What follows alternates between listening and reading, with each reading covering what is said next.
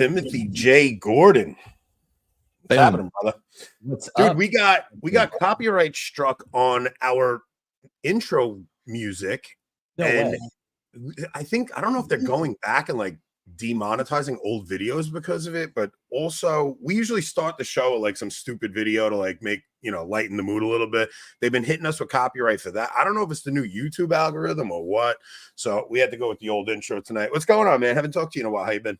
Not much. I haven't talked to you in a while. Steph's coming in right now, actually. No, that's weird. I know they're cracking down on copyrights, but look here in Mississippi, we are rolling. And this is the first time Steph will ever be on your show. Hey, Anthony. Hi. Steph, I've been waiting years to meet you. Yeah, you've never met Steph. I'm always behind the scenes. Yeah. I'm meeting you by proxy. Always behind the scenes. And obviously in the background with me and Tim talk on the phone and stuff, but I've been waiting years to meet you. You guys remind me, your dynamic reminds me of my wife and I, where you guys genuinely seem like friends, which is a great thing to see in a marriage, Yeah. We're very serious people. Yeah, that's No, we are. We're serious about We're very adult and very serious. And I thank you for saying that. Yeah. It's thank you for that compliment. Yeah, I wanted to get you both on just to go back a little bit, because I rarely get to speak to people my own age. Like, I'm on the show, Rob's in his like early 30s, Nick comes on, he's like 23 or something. I almost never get to speak to adults. I'm surrounded by children constantly. Adults are so hard to come by these days. Adults are hard to come by. They're all clowns. You know what I'm saying? It's very difficult to find mature people my own age to have a conversation with. So I kind of wanted to go back to our more. I kind of want to go back because you and I kind of have a little bit of a similar story, where I think I've heard you say this. Like, I grew up, had a very masculine father. Like, my father was the epitome of the alpha male, taught us, like all his boys, great work ethic, did a lot of things with us, like taught me snowboarding, took me to, do a whole bunch of stuff. But he kind of took a back seat when it came to religious upbringing. And my mother was the one who raised all of her children. And out of 9 kids, my family is the actual statistic that you see, where when the mother takes the lead in leading the children in the faith, you get about 50% have it, and the other 50% lose it. Where when the father is the one leading the family, the father actually, you'll get a 90-something% where the children retain the faith. Yeah. Mm-hmm. Yeah. No, that's exactly like me. My dad's a mountain of a man, big, strong, 6'3" dude. His calves are like this. My mom and him always had a really beautiful, complementary relationship. He didn't get griped at like most of the guys, but it was one of those things in the 80s where I was raised with religion by my mom. 99% of it came from my mom. So we've always talked about that. And did you get the Jew fro from your mom or your dad? But actually my dad has one, and Steph is half.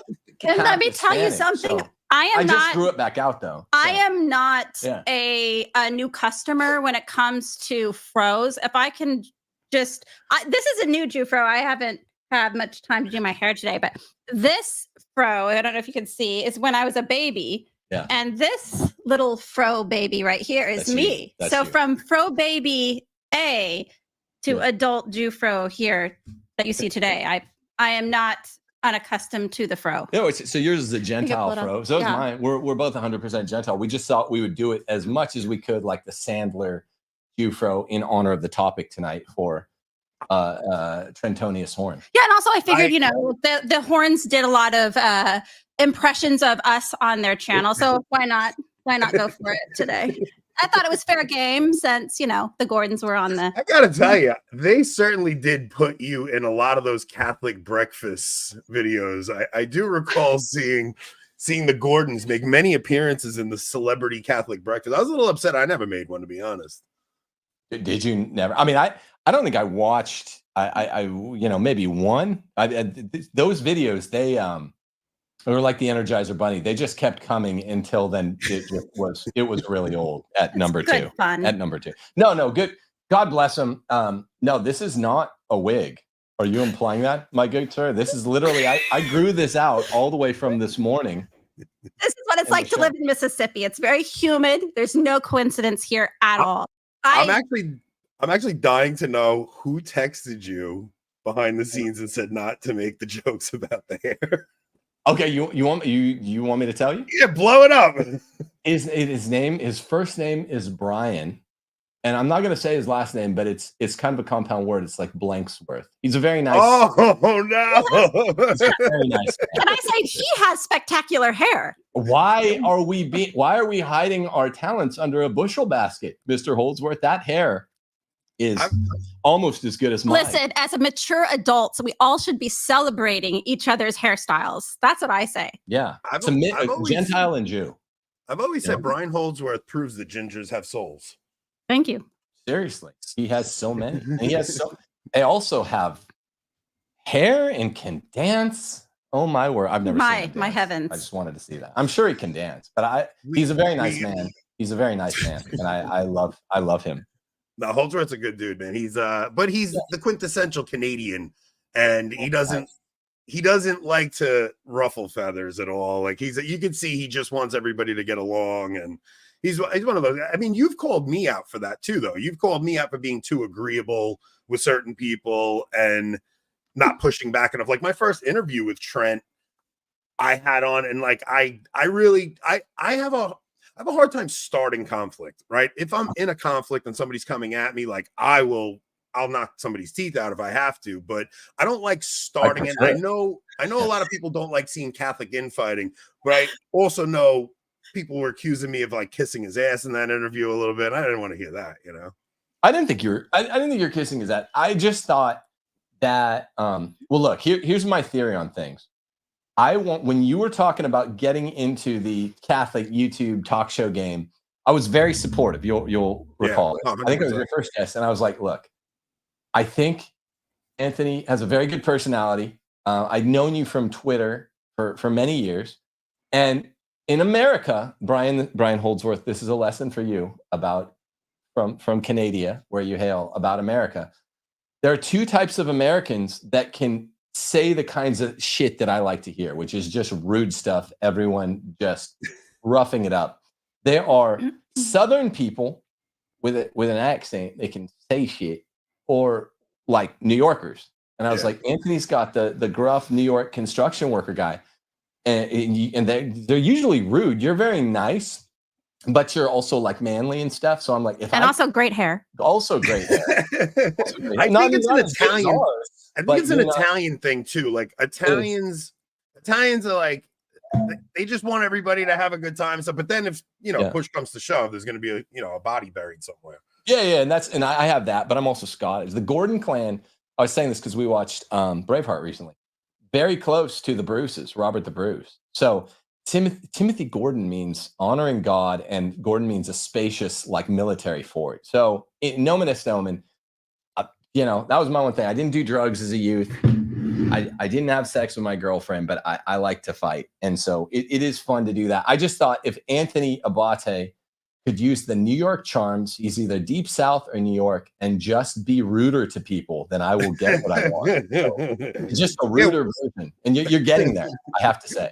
Once the conflict starts, I'll go for it. I mean, the thing is, we were planning on doing this show anyway, and then the Trent video popped up yesterday, and like Trent is known as the debater, and the arguments he used yesterday just seemed so like just such straw man arguments. Like they were, especially the veiling thing. Like I've heard many Catholics, trad Catholics say, like, encourage women to veil. And I could even say maybe there could be a case made that once a woman understands veiling, then it could be sinful to not veil. But I've never heard trads come out and be like, women that go to mass without veiling are sin. I've just never heard it. So maybe I'm living in a bubble, but it seemed like a straw man argument to me. And then he's rehashing the argument with you. And I know that when you debated him, it was not even like, it wasn't, I mean, it was so bad that he lost that he took the debate down from his channel. Yeah.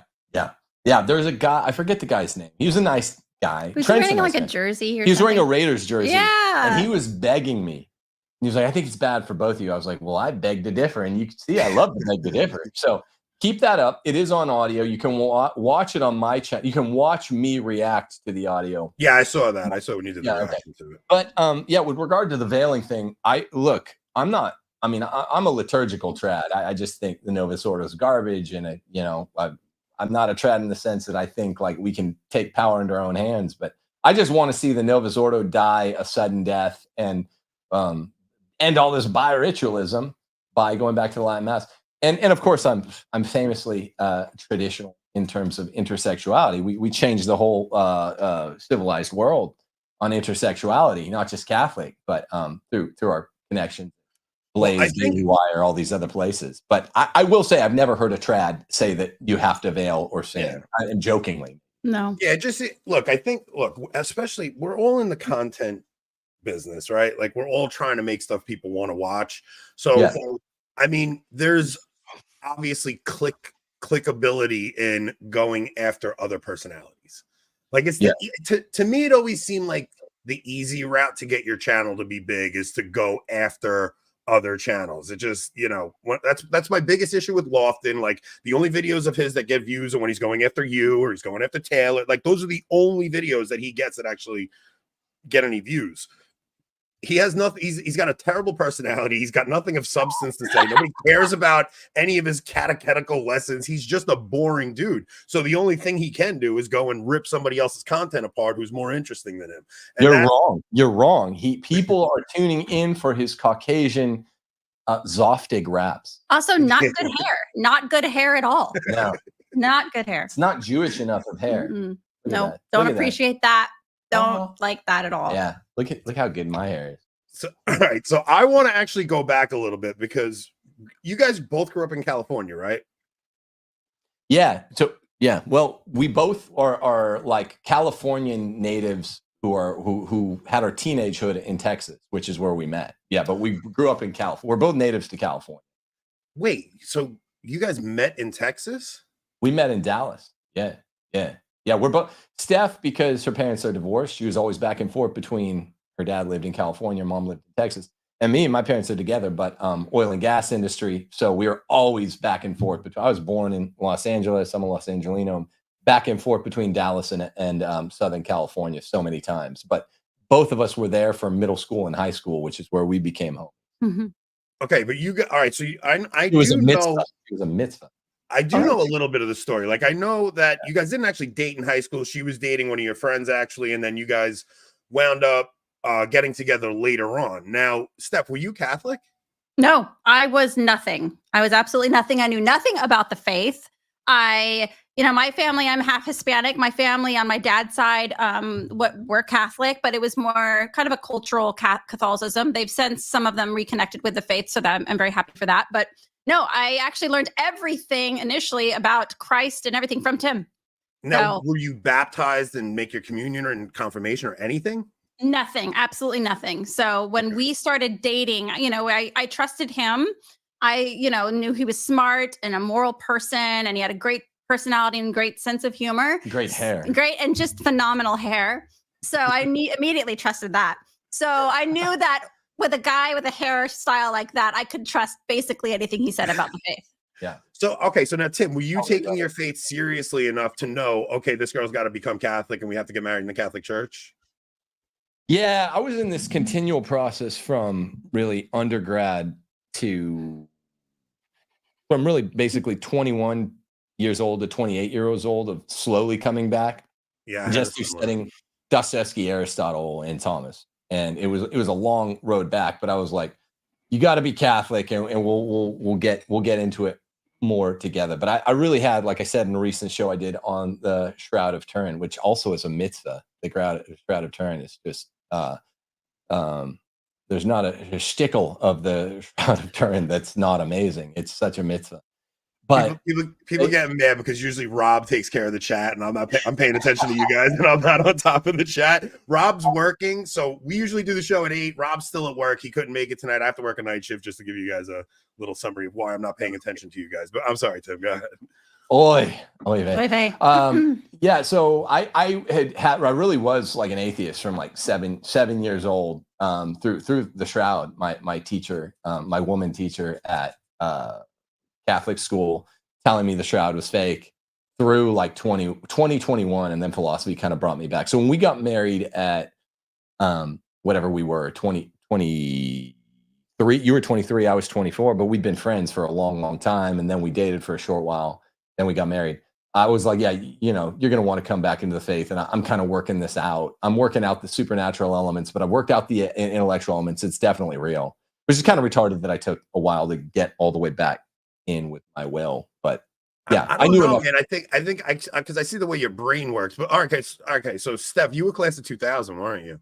Yes, I was. Me too. Plano East. Not that I graduated, but you know. Yeah, me too. I was, yeah. Okay, so all right, so you guys get married like 24, 22. That's around when me and my wife got married. You were in Italy when you got when you got pregnant. I know that, right? Were you in Italy? Yes, I was. We were in Rome, Italy. Tim was studying to get his PhD out there at the Pontifical University at Gregoriana. And our daughter Abby was born out there with some severe head trauma and hydrocephalus, all sorts of things. So we actually had to come back to the United States before Tim was able to finish his degree. But I'll say this, it was the greatest time of our lives out there. It was one of the greatest things, I think, for young couples to do, is to just kind of leave everything behind and just go off and just be solely dependent on each other. And it was just a beautiful, wonderful time in our lives. Yeah, seriously, all young married couples need to, if they can, spend some time away from in a new city, away from all their family and preferably friends too, and just depend on each other. And you truly learn to leave and cleave, which is the name of our new book, which you can get on timothyjgordon.com. But it's a really important thing that you actually leave in order to leave and cleave. You have to form your own marital island, and it's hard to do if you're using as a crutch your family or hers. And going to Italy was the ultimate, and we were bashing around the Eternal City and just having an amazing time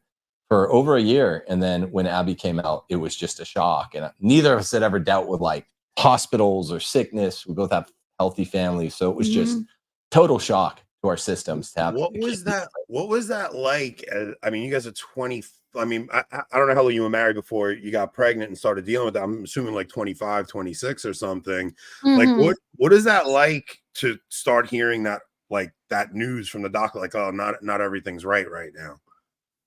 Oh boy, that, you know, it's funny you mention or ask that, because right around the time of Abby's birthday, we always kind of recall that whole story and like what we actually went through, and just the trauma of just thinking everything's fine, going in for a routine ultrasound and them trying to tell us. It's one thing to get bad news in English. It's quite another thing to get bad news from somebody who's trying to speak English and they don't really know how. So the information was quite literally distilled to us like this. They just did the ultrasound. They stopped midway, left the room, were gone for like, I don't know, 5 minutes, came back in with like 2 or 3 extra people. And the doctor doing my ultrasound just looked at Tim and I, and they just said something wrong with baby's brain.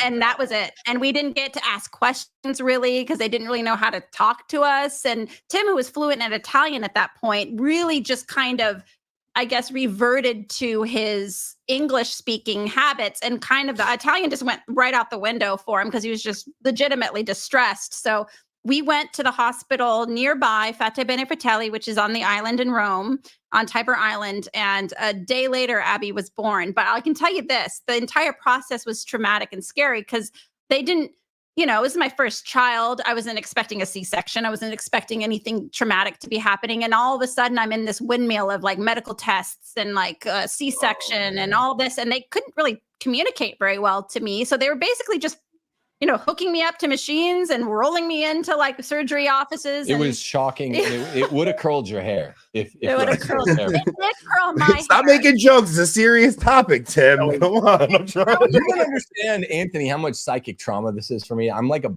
hypochondriac, and I think it's mainly because of what happened with Abby. So if you don't laugh, you cry and your hair curls up. That's right. But you didn't know the whole pregnancy. You found out a day before she was born. No, I had an ultrasound, and out there they do them once a month. And so I had an ultrasound on the 7th month, like on the anniversary of the 7th month. And then on the 8th month, we were going to just do like a private little clinic. We weren't going to go through the public healthcare system. And so to do that, they wanted to just have a check-in with me at this little private clinic. And they said, well, just come in and, we're going to do a quick ultrasound and then we'll send you on your way. And that way we'll get you in the system. Yeah. Well, thank goodness, actually, I do thank God that we've had so many miracles happen with Abby. It's kind of hard to enumerate. But the first one was that I wasn't wanting to do the ultrasound.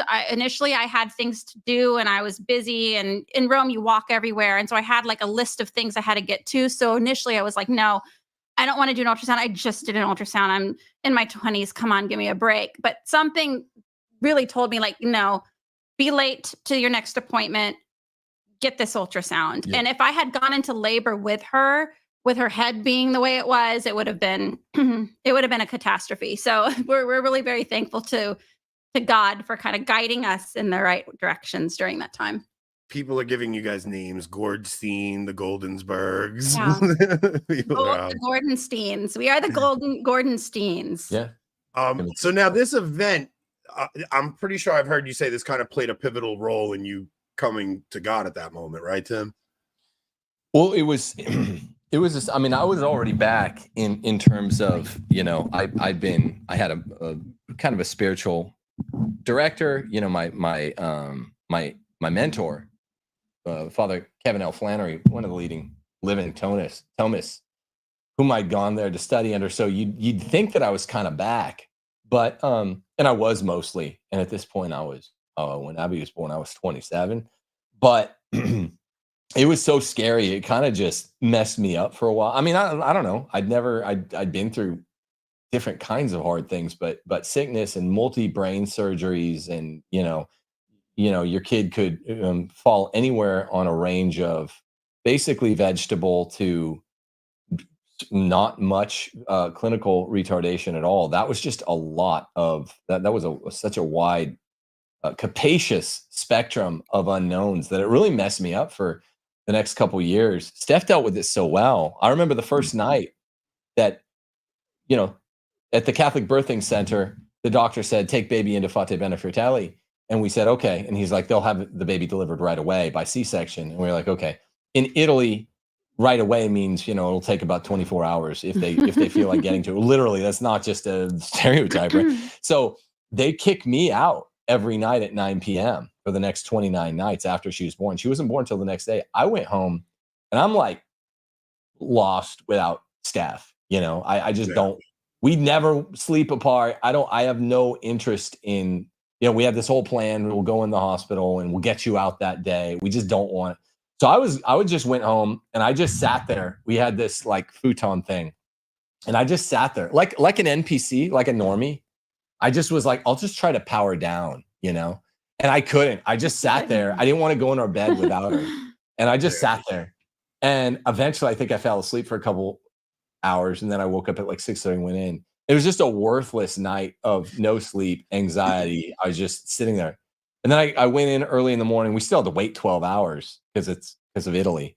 And then I asked Steph, what'd you do all night? And she's like, I just started praying to Our Lady. And like, we were only then coming back to the faith. And that's like what I would say now. But I was like, she's so good at dealing with stuff like this. And I was like, I just was useless. I was just a bump on a log. And so that was really, properly speaking, the beginning. But it was really when Abby was 3 that Michael O'Brien, I'd been coming along. Michael O'Brien wrote me a letter. He looked at my novel. I have a novel, actually.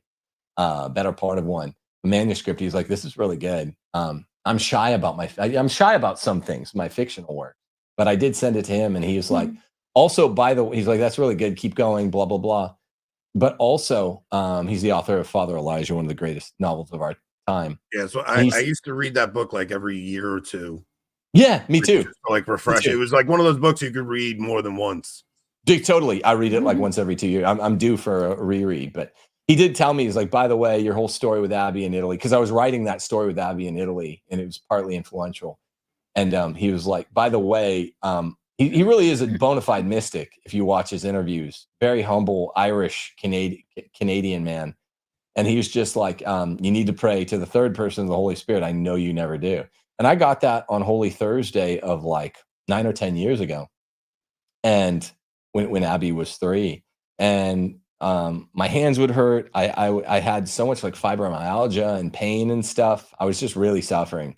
I was really not dealing well with all the uncertainty of Abby. I came home and went to law school. That didn't help matters. That's nerve wracking. And we were always studying for 3/10ths of the amount of time other law students were. And it was always in Rady Children's in San Diego. It was just, I was just nervous. And so my hands would hurt. My stomach would hurt. So I was like, okay, fine. I wake up at 3 every night, 4 every night, and everything hurts. And I was like, I'll try praying to the Holy Spirit. And I did. I was like, just give me a sign, come into my life, do something obvious, help me take that last step. And then later that night, Holy Thursday at Mass, Abby, who really didn't talk, she'd say her name like Abby, Agn. She could barely say anything. That was the only thing she could say was Agn. And maybe, I don't want to exaggerate. I'm a big truth guy. Maybe a couple other words, but they were bad diction. Suddenly at the consecration, she just started saying, Holy Spirit, Holy Spirit, Holy Spirit. It was crisp and it was fast. And I was like, all right, I'm good. Yeah, talk about a sign. I was sitting there when that happened, and I just remember Tim getting kind of like choked up, and he doesn't get choked up easily. So I thought something had happened with Abby, because we were always kind of on the lookout for seizures for her. They always told us like really look out because it could happen at any time. So when I saw Tim kind of upset at Mass, I thought maybe she had just had a seizure or something. So I was kind of looking at her like expecting some sort of medical event to be occurring. And I heard her say it as well, the chant. She kept chanting it. And I wasn't fully aware of the whole context at the time. But then after Mass, he was kind of telling me like this whole thing. And I'm just like, wow. So it's so funny because you mentioned the Shroud of Turin earlier. And I had a moment like that. So I mean, I knew enough that I had to get married in the church. Like my wife was Lutheran when we got married, and her parents went nuts when I was like, no, we're getting married in the Catholic church. Like they were like nominal Lutherans. They didn't even like, but they would go to church on like Easter and Christmas, So yeah. We got married in the church. I knew that. And a couple of years later, we went to the Lutheran service on Easter, and I come home and I'm outside on my front porch and I'm just thinking about the sermon I heard. And I'm like, did Jesus really rise from the dead? And I'm like, God, if you want me to believe this story, like you got to prove it to me. And I go inside my house, I go pop on Netflix. And in my previously watched, there was a documentary on the Shroud of Turin. And I never heard of the Shroud of Turin before. And I never watched this documentary. I don't know how it ended up in previously watched. And I started that documentary as an agnostic. And when I finished it, I was like on fire for my faith. And wow. Like, that's how my conversion happened. And there was a couple of different phases of my conversion. Like I had this big moment and then I kind of lost my faith. But my wife she thought I lost my mind for a couple of years. And she was just like, what the hell is going on with my husband? And it took a few years before my wife actually like believed the faith herself, joined RCIA, became Catholic. And like one of the best days of my life was when my wife just looked at me and she's like, Anthony, I love Jesus. And I was like, holy crap, like this is amazing. So like, Steph, what was it like for you to go from not believing anything to like, what was your conversion experience like? I think for a lot of women, they might relate to what I'm trying to say here, but like you grow up and you're being told so many things about like what a woman should be and how you should be as a wife and everything. And when I discovered the Catholic faith, it challenged me so fundamentally. Like the rules challenged me, the customs challenged me. Everything was a challenge. But when I really started to look into it, I started realizing this is the fullness of truth. And I started noticing in myself, like I am living out my purpose, what God designed me to be and to do. And once I started kind of getting the ball rolling on that, then I became very interested in like, okay, we know Mary is the most perfect woman that has ever been. How could a Catholic woman who's very flawed like myself strive to be like her and really get to know my faith even more? And so then we started going down the line of like really investigating scripture and the church fathers and things like that. So, initially it really was just a challenge, but it's turned out to be such a beautiful, wonderful blessing in my life. I just can't live without it. I think you guys are like, okay, so even me and Nicole, even when she didn't believe, she came to mass with me every Sunday. Mhm. Like she always followed my lead, no matter what. So like, even when she wasn't there, she's like, I'm just going to trust you in this. And like, even hearing you explain, like, I kind of just followed Tim a little bit. And like, I don't think a lot of men understand the authority they have, like, just in their wives following their lead, if they are leading. I mean, no matter where they lead. Like, I know somebody who led his wife down the path of cuckoldry and drugs, you know, and that's the path he took, and she followed him right along. Like, a guy is going to lead his wife regardless. So he's either going to bring her to heaven or he's going to bring her to hell. Absolutely. I mean, that's the nature of the vocation. And I mean, you're preaching to the choir when you're saying that most of these guys are long-housed and they're sitting on a winning lottery ticket and don't even know it. I mean, that is maybe a more upbeat way than I'm used to saying it in the Christian masculinism show and stuff. Guys have to improve themselves more, but a guy that's confident is automatically born to be a leader. I mean, it's part of the teleology of maleness. You're born to be a leader, not of like other men. You get these LARPy guys that enter all conversations with two or more males with the word gentleman. I never gents. I never liked those guys. I don't mean most guys aren't charismatic enough to lead other men, but there's a teleology to maleness. You are charismatic enough to lead women and children, your little tribe. And men hear me say this, and obviously my friends are the kinds of guys that do this themselves. Think of like a Mike Pensile or Will Noland, or, you know, Nick Stumphauser, how he'll be. Anthony, I consider you very similar. It's nice to be in the same age, but you have this worldview. But a lot of guys simply don't believe it because they're such cucks. I mean, like I was talking about this with my buddy Royce White. They're just such cucks that they don't know. I'm not saying you're born to be a leader of men. What I'm saying is that women are born to be followers. And a woman is born to follow one man, and you are that man. Go do it.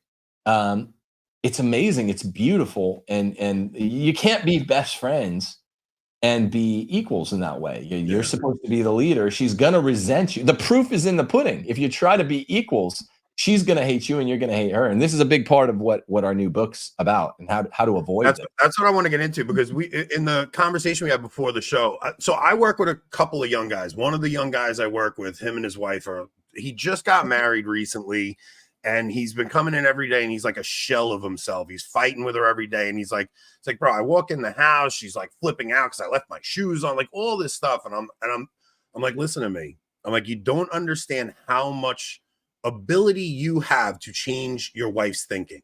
Like, as a man, you actually have the ability, because women have a tendency towards negativity. And I'm not, I'm not crapping on women. I'll leave that to Steph. She's very good at that. Like, just women in general, like, they have this propensity towards negativity. They like to gossip. They get caught up into this negative spiral. And if you feed into that, it will get a million times worse.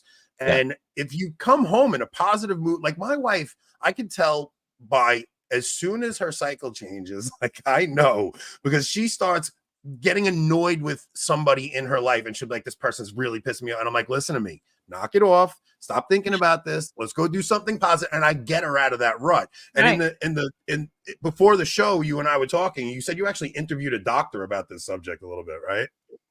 Well, it's we cite it in what book? This book that we're releasing on timothyjgordon.com, Leave and Cleave, it's all about how to do the patriarchy. Okay, so I have to say that, like, our two books, Ask Your Husband and The Case for Patriarchy, starting 5 years ago, they made the theoretical case. We realized, wow, the whole Western world's coming back to this now, but no one has a clue. I mean, 1% of 1% has a clue, so you got to be really specific. We do things like we give recitals for literally what the man and what the woman say to get out of arguments. It's incredibly effective. We started using that. We give very specific stuff for, a Catholic doctor. We didn't interview him, but we got it from an old Catholic marriage manual. Steph found it. Or no, our friend Scott found it. Thank you, Scott. Thank you, Scott. Scott and Gabrielle. But what's it called? It's called A Catholic Marriage Manual by Father, I think, George Kelly. Father Kelly, I know that.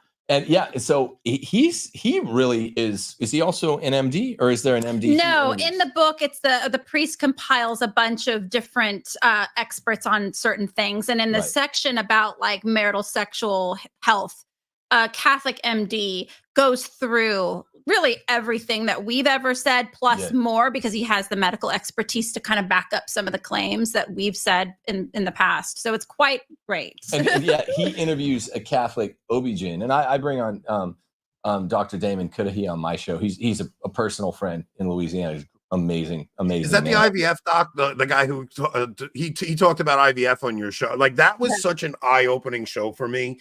So everybody's bugging out because Trump endorsed IVF today and said he's gonna, like, I don't think people realize how hard it is to expect the general public and Protestants to understand the evil of IVF. That show, if you know the title of that episode, throw that out, because if you guys don't, try to find that. And then somebody's asking about the book that I'm guessing this is Rachel Wilson's book, right? Tim and Steph, what's the book called? The woman wrote, who was on your show, about the history of feminism. Yeah, Cult Roots of Feminism. Rachel Wilson. Yeah, that's Rachel great book. And Rachel and Andrew are really, really, really great people. Another set of very mature adults. They are mature. Very mature adults. We have mature adults that we relate to. Absolutely. We do not tolerate silliness or just ballyhoo. We do not associate with people who are not mature, serious adults. Yeah, no tomfoolery. No tomfoolery on our show. What I was going to say really quickly, spurning tomfoolery the way we do. I was just going to say, this doctor is great, this Catholic OB-GYN, because he says, look, it's a very real reality for women and men who are, for the first time, hopefully for the first time, living with a woman. Once they get married and they're newlyweds, you have to understand the reality of cyclicality. It's not something that weirdo, never talked to a woman besides Angela, Dwight Schrute says, the way it's been maligned. Women are cyclical. So you're fundamentally at all times either in the follicular phase or the luteal phase, right? Mm-hmm. And you're going to be happy if you're moving toward, your wife is going to be happy if she's moving towards ovulation in a happy mood, unless something horrible happens. And in the follicular phase, a good woman's not going to go around yelling at everyone for those 2 weeks. But it's going to be a much more it's going to be more of a dangerous time. Yeah. Well, you have to actually fight it as a woman, right? Like I'll tell you right now, when I come home from work in the good 2 weeks, my wife is humming making dinner. Right?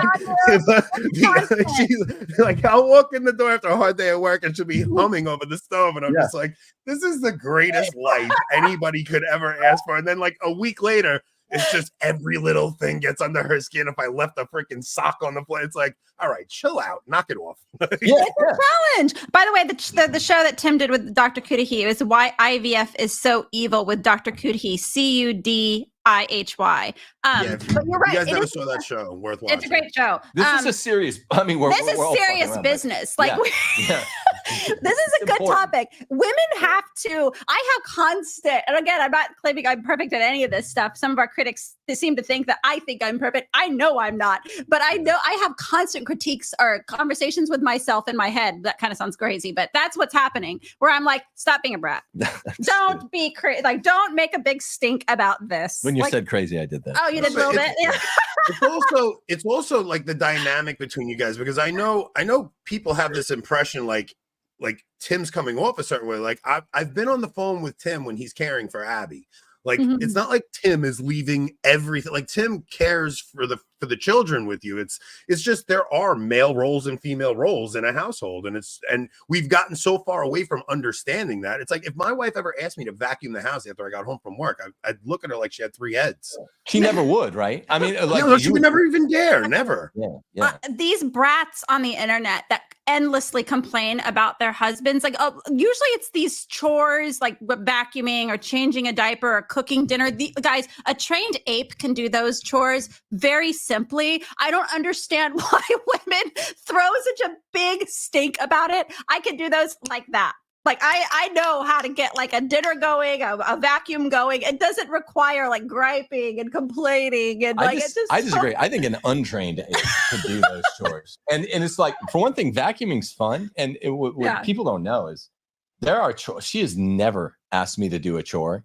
There are some I secretly like to do. I'm not gonna tell you what they are, but yeah, I think it's because everyone's so gender dysphoric now, aside from like 1% of the 1%, when you say something like men in a dress, that's gender dysphoric. They're like, well, of course it is, blah, blah, blah, blah. For some reason, men can't dress up like women. But if you say, okay, now women who dress like men, that's gender dysphoria. So, whoa, what are you talking about? Like, don't you dare. Gender dysphoria is when you hate how you're supposed to operate. And what I said in that whole Diapergate thing is that infant care falls to the woman. And I also happened to say, before it was even an ex post stipulation, I said, yeah, and like little kid and bigger kid care, not care, but playing with them and stuff tends to fall to men. And just everyone is so on edge because society is so infiltrated by feminism and like, yeah, I mean, we have a good time. Look at it like this: when a newborn comes and you have more than one kid, when the newborn comes, the dad comes home from work and takes the toddlers and plays with the toddlers, and they follow him around, and he'll take them around the yard and show them stuff, and the mother stays with the infant. Like a father doesn't actually meet his infant until it's 6 months old. It's like 18 months. Amen. 18 months. It's until it recognizes you as dad. Yeah. Right? Like until it knows your voice as daddy, but you really don't know that baby. Like a mother falls in love with the baby in the womb. 100%. Thank you. A father, it takes a little time before that baby is not like this alien thing in the home. It's like people in your audience are going to start shitting and throwing around their poo poo, like because you said that. But it's true. My dad told me this. Very, very, very good relationship with my mom. He's like, yeah, it's from a male perspective, you're going to think that newborn is just like, it's a human. Like, this is not an abortion thing. We're all anti-abortion, but you're going to think it's a little blob of protoplasm with like wobbly head until it's like a year. And I told him, I was like, you're wrong. It's adorable. It's like 18 months. And then I would say around a year. Look, it's when the baby recognizes you, and so like when I would come home from work and the baby would get excited because it heard my voice. That's when I'm like, oh, okay, this is my baby now. Like, right. And when the baby recognizes your authority, they're like, yes, sir. Yeah, when he salutes me and says like, and goes and catches a pass with the pigskin. Then it's like 18, for me, it's been consistently 18 months, and like. I mean, literally 2 or 3 of our kids. What's up, Maggie? Yeah, they're on the floor. They're crawling under the desk as we speak. We have a litter of children crawling. But look, I give a couple benchmarks in the introduction to this book, Leave and Cleave. It's like, how do your teenagers regard the father in the home? That's one of the secret tells, because WASPs, white Anglo-Saxon Protestants, and boomers have this thing where they hate teenagers. They hate teenagers. And that's where the horror genre comes from. If you look into it, the teenagers are evil and hate adults, and the adults hate them. All the teenagers do drugs and have sex. I was a cool teen. I liked my parents. We argued a lot, but it wasn't over sex and drugs. And one time on my show, I said I was like a Disturbia teen, like Shia LaBeouf in that movie. Look, you see the shadows like Shia LaBeouf. Yeah, but the point is, if the teens respect the father, then that means that's a good patriarch in the home. Yeah. Particularly if the male teens, but also the teenagers who are female. If they respect the dad, then that means that they're getting the modeling from the mom of respect for the dad, and it means the dad's not a cuck. Because teens, as much as WASPs hate them, they have a great natural sort of tuning fork for realness. I always liked teens for realness, for manliness if it's a man, for femininity if it's a woman. They call out bullshit. They're a little sassy, and they can be posers when they're around each other, but they're a good tuning fork when they're around adults. Yeah, listen to me. There's no greater, because everybody's got the trans kids thing in their heads, and it's like the greatest weapon against raising a trans kid is just be a man and have your wife be a woman, and your children are going to emulate you. I remember being terrified of having teenagers because of that rebellious phase, because that's what you see in the culture. I can't tell you how awesome it. Like, my son's 18, my daughter's turned 17 next week. We just got her first car. My son is so smart, and we have such deep conversations, and it's like I have such a good time hanging out with him because he wants to learn deeper things. Like, I took him and his friends up to Pennsylvania last year and his friends, one of them, the father abandoned the mother and went over to the secretary. The other one, the father got caught cheating, but he repaired the marriage, but they were Catholic and they started going to a Protestant church to repair, like he had a come to Jesus moment, but went Protestant, right? Right. And the other kid, his father just abandoned him. So my son brings these two kids up to Pennsylvania with us, and I had this deep conversation with these boys about God. And the one kid that's going to the Protestant church starts asking about Mary, and my son starts explaining the typology of the Ark of the Covenant. And I'm like, this kid's listening the whole time. Like, you never know if like your kid's really like soaking it in. And my son gave like the best explanation for typological like understanding of scripture to his friend. I wound up taking those kids. So that doesn't surprise me. Not a shtickle. Not a that shtickle. Surprise me. Nope. No, I mean, who wouldn't want a dad that's like this Catholic manly guy? That's what every human being wants. Is you want a dad that cares about religion, spends time with you, spending time with your son and your children. That's what like a bunch of suburbanites, they're like schlepping their kids off to like separate activities so much. Nobody's spending time with each other. It turns out that happens to be the secret ingredient to having a close relationship with your teens, is just like a dad like you who is just like, hey, I'm going to take you and your friends this weekend and we're going to go and do something manly together. Hunt, fish, hike, whatever it is. Or just our thing was always snowboarding, right? And then in the summer I take them wakeboarding and stuff. Like I always like to do activities with them, but always involve like fishing would involve those deep conversations while you're sitting there with a pole in the water. You know, it was never just this shallow sports talk or anything like that. I would always try to lead those conversations to something deeper. Yeah. Well, I'm also sick of it's not just Catholic, all the conservative shitting on what they think is really funny. Sports ball. Sports are a great way. If you don't let them take over and paganize them and have nothing but, AAU basketball tournaments. And so I was very serious about it, but coming up. But if you keep it in perspective, then sports are great. But like you said, hunting and fishing are great because even if you go out and you sit in a deer blind for 3 hours, everyone has fun. Yeah. Even if you get skunked, it's just an amazing time. Here's the secret: it doesn't matter what you do with and it's not just your sons, with your sons and your daughters too. Yeah. If you're the dad, you need to be spending time with them. Oh, I would, but my teen got grumpy. Then you need to be spending more time with them. My daughters will say, "Dad, it's time for a daddy-daughter date."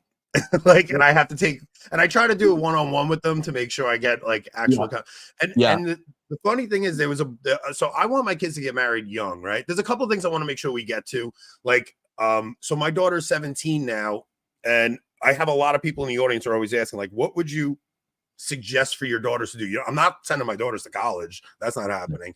So I'm like, okay, why don't we look into like esthetician school? That's something you could do from home. Like my sister does that. She stays home and she like, she'll do girls' hairs and she's able to stay home with her kids and something, like maybe something like that. Like, what do you think is good for your older daughters once they start getting to that age? Like, you don't want to feminize them and send them off to college, but there is that interregnum period between getting married and like that, Yeah, so it's really interesting. I mean, I'm not trying to do the brag thing, but our teenage daughter Olivia Magdalene, we call her Maggie. She's sitting right here.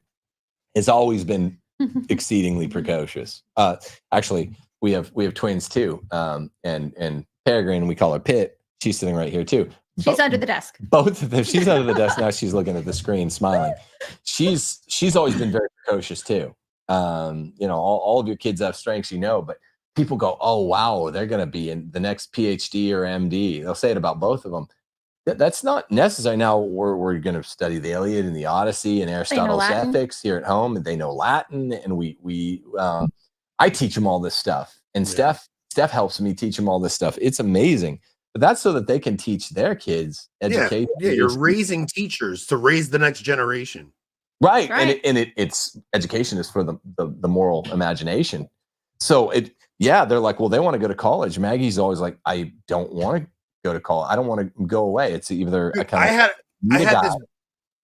this blowout with my in-laws because I hope nobody sees this, but we were at Christmas and my in-laws start in asking my daughter, what are you going to do? Like, are you going to go to college? What are you going to do? And she goes, I want to be a mom.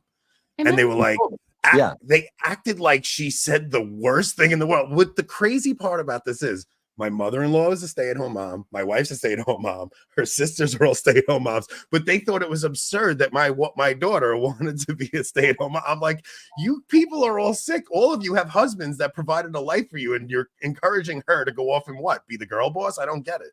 You know, that's when Brezhnev talks about it. That's that's the number one symptom of propaganda. Gray, white, black. This typical white propaganda. That's just when people that acted a certain way condemn their way of life. It's so weird. It's very interesting. There's only one symptomatology for that, and it's they've been badly propagandized. So like, because I mean, they'll say that sometimes you'll meet people with a big family and they're like, oh, I want my kids to not have kids till they're 35. You've been propagandized. Yeah, that's absurd. You've been propaganda. But you even talked today on your show. That's what I remember now. What I wanted to say, because you were talking about asking the fathers for the daughter's hand in marriage, right? Mm-hmm. Now, when me and my wife were in high school and we were dating, like her parents tried to send her away to college to get her away from me so she wouldn't marry me. Like they were the quintessential, like, I don't want this relationship to happen. Like they had now they adore me. Like they literally adore me. They couldn't be happier that things were, but at the time their mind was just in, she has to have a career and be successful. And go back to Trent Horn now. So Trent is saying, he's reading portions where it's like, well, children should obey their father. I mean, but you're not talking about a 15-year-old girl. You're talking about a 20-year-old, a 19-year-old, somebody who's an adult. You don't actually need the father's permission once you're an adult. This is between you and your spouse at that point. Actually, at that point, when the Roman Catechism was promulgated, a 15-year-old girl counted as an adult. No, they stipulate it's 14 for a boy. 14 under 14 is a boy, under 12 is a girl. Anything over is an adult. So Trent is either, playing games or not being so honest, or just didn't read it carefully enough. But yes, that is children. The children are the opposite of adults, and that says children need. I'll permission. Read it. It says children pay it as a tribute of. He read this on air and he didn't get like 3 key words. It's unbelievable. But he said children pay it as this is a Catechism of Trent. Children pay it as a tribute of respect due to their parents or to those under whose guardianship and authority they are placed. So are adults under the guardianship and the authority of their parents? No, they are not. They specifically mentioned children. I can't believe we had to point this out. Well, and then I read on the show today all the canon code sections that stipulate upon stipulation that we are the first worldview that said there are 2 consents, no more, no less, that make the materia circa quam of a Christian matrimony, and it's his consent and hers, no more, no less. They might have to have 2 witnesses. In some places it's more, but those witnesses do not have to be parents. That was new, not just in religion. That was a new worldview in the world, that it was just the girl's consent that the boy has to seek. Yeah. I don't think people really grasp that. Like when I came on your show last, like we talked about that, where it's just, I don't think people really understand how unique Christian marriages, because you'll hear people in the culture all the time say marriage is it's an institution that's existed forever, and it's not the way we see it today. The idea of one man with one woman is a Christian idea. This does not predate Christianity. Pair bond. Listen, Anthony, pair bonding does, like human, slightly higher than mammalian pair bonding, but it's not matrimony. I mean, we went over this with Patrick Coffin on his show yesterday. Matrimony is not female, it's for both. The way that matrimony sounds like mother, the way that matrimony functions is through patriarchy. Patriarchy isn't just male. Patriarchy is the way that it functions. And what is it? It's matrimony. It's uniquely Christian. And no, neither patriarchy nor matrimony really did exist before Christianity. Christianity is the bimodal patriarchy. There's a clerical one, there's a lay one, and the lay one is called matrimony. Isn't that? Yeah, when other cultures, I mean, if you look at Islam thinks we're insane that we have one wife for life. You know what I mean? It's a very unique thing that Christianity has, which is, let me ask you something. What do you think of the, like, do you still think, I think I might have asked you this last time, like, if we don't think non-sacramental marriage is, because I know the church sees it as a valid marriage, but at this point, there's so much destruction in the culture with marriage. Like, should we be encouraging marriage outside of sacramental marriage, you think?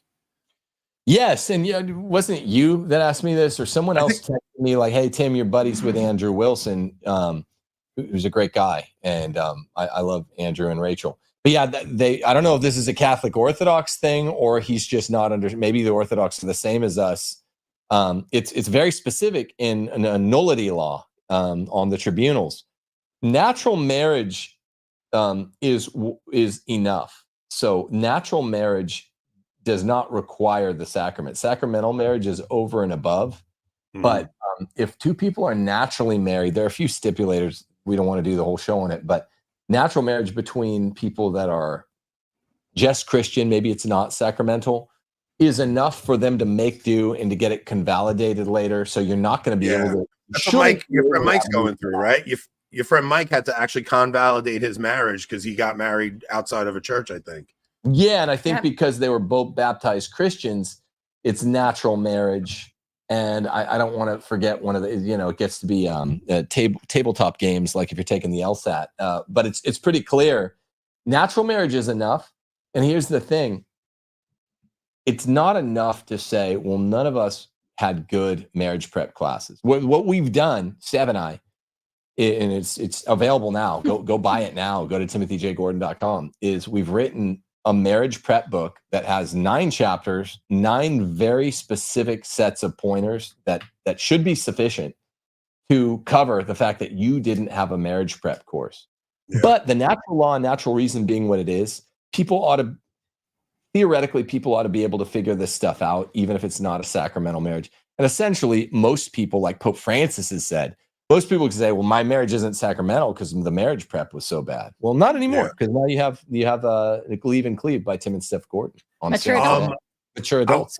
I definitely want to talk about the book in 1 second. When I was talking to my kids about marriage and trying to explain it to them, because I have siblings that got divorced, and they're like, what do you mean divorce? And the way I catechized them on the sacrament of marriage was like, okay, so once the priest consecrates the host, you can't unconsecrate that host. It is the body of Christ. Once the marital union takes place, you cannot undo that union. It is a bond that cannot be broken by man. So I think that helped them understand that. So when you guys, you actually stumbled upon this whole journey of patriarchy on a trip to Disney when you saw like wives henpecking their husbands. Like, what's the book writing process where you decide what the next book is going to be, and what does that involve for you guys?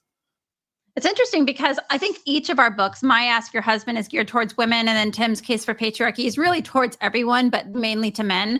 I think a valid critique we received after each of those books was like, okay, that's great in theory. You convinced us that patriarchy is real and this is what the church says about it. But how does that work in a modern context in a modern marriage? And so we kind of got together with the help of our friend Jordan and his wife, and he really encouraged us to do this book where it's basically just the guide of how to apply the patriarchy, not in a way where anybody's being like chained to a radiator or being a slave or anything like that, but a true biblical patriarchy where the couples are having fun and are genuinely like each other and have a beautiful, lovely marriage and are, again, mature adults.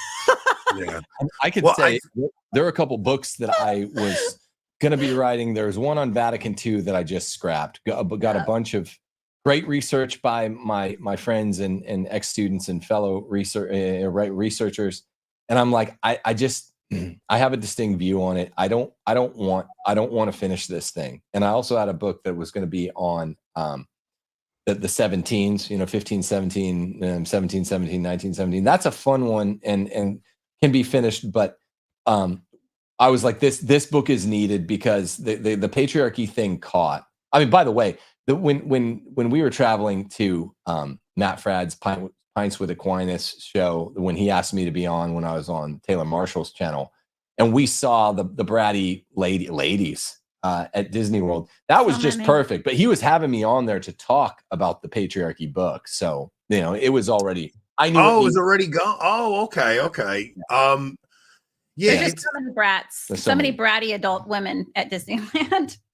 Yeah, it's an awful thing to see when you see it. I mean, I have people in my lives where I watch it happen, and I'm just like, first off, you could just see the wife has absolutely no respect for the husband whatsoever, and because the husband's not being a man, it's almost like he invites it upon himself, and it's an ugly thing to see. It really is. It's tragic. It's sad. It truly makes us sad. Yeah, it's man, that's interesting. All right, so you had a book that you were going to write about the 17s too, huh? Yeah, with the revolution and then going up to Fatima and stuff. I never even put those connections together. Yeah, 15. Yeah, Robert. Oh my gosh, not Robert Moynihan. I got that from Dr. Roberto Oive.